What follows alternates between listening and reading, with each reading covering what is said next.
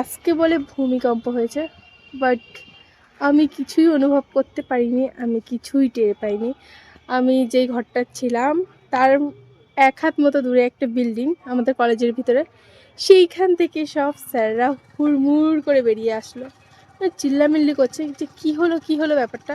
একটু পরে শুনতে পাই যে ভূমিকম্প হচ্ছে। তাও বলে ভূমিকম্পতে চেয়ার টেবিলগুলো এরকম এরকমভাবে নড়ছে, এত পরিমাণে ভূমিকম্প হলো। বাট আমি টের পাইনি। তারপরে মানে ১ হাত মতো দূরের বিল্ডিংটার মানে পুরো পাশেই বলতে গেলে, তাই টের পাইনি ভূমিকম্প হয়েছে। কি আমি যেখানে ছিলাম ওখানে মনে হয় ভূমিকম্পটা হয়নি, আর বাদবাকি সব জায়গায় হয়েছে। তারপরে আমি যে ফোনটা দেখি, ফোনে দেখি যে চারিদিকে বলে বনগাই টনগাই সব জায়গায় ভূমিকম্প হয়েছে। আর বলে ভীষণ পরিমাণে ভূমিকম্প হয়েছে, ভীষণ। আর আমি টের পেলাম না।